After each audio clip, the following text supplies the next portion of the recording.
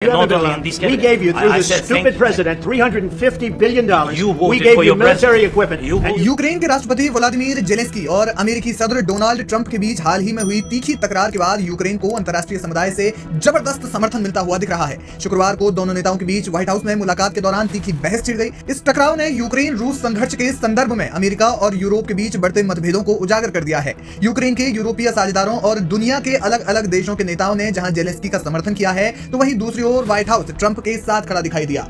आपको बता दें कि शुक्रवार को व्हाइट हाउस के ओवल ऑफिस में हुई बैठक में ट्रंप ने जेलेंस्की पर रूस के साथ शांति वार्ता में सहयोग न करने का आरोप लगाया और कहा कि उनकी नीतियां तीसरे विश्व युद्ध को निमंत्रण दे रही हैं। जवाब में जेलेंस्की ने ट्रंप और उनके उपराष्ट्रपति जेडी वेंस की आलोचना करते हुए कहा कि रूस के राष्ट्रपति व्लादिमीर पुतिन ने पहले ही संघर्ष विराम तोड़ा है और उनकी कूटनीति पर सवाल उठाए। इस तीखी नोकझोंक के बाद जेलेंस्की ने बैठक को बीच में ही छोड़ दिया, जिसे अंतर्राष्ट्रीय कूटनीति में एक असामान्य घटना माना जा रहा है। इसके तुरंत बाद यूरोप के कई प्रमुख देशों ने जेलेंस्की के पक्ष में अपनी आवाज बुलंद की। फ्रांस के राष्ट्रपति इमैनुअल मैक्रोन ने एक्स पर लिखा, एक हमलावर है रूस, एक पीड़ित है यूक्रेन। हमारा 3 साल पहले यूक्रेन की मदद करना और रूस पर प्रतिबंध लगाना सही था और ऐसा करते रहना सही भी है। मैक्रोन ने कहा कि हमारे से मेरा तात्पर्य है अमेरिकी, यूरोपीय, कनाडाई और जापानी के साथ कई अन्य देशों से। उन्होंने कहा कि उन सभी का आभार जिन्होंने मदद की और कर रहे हैं। उन लोगों के प्रति सम्मान व्यक्त करता हूं जो शुरू से ही लड़ रहे हैं, क्योंकि वे अपनी गरिमा, अपनी स्वतंत्रता, अपने बच्चों और यूरोप की सुरक्षा के लिए लड़ रहे हैं। उन्होंने ट्रंप के दोनों पक्षों को समान मानने के दृष्टिकोण की निंदा की। आपको बता दें कि इसके अलावा जर्मनी के अगले संभावित चांसलर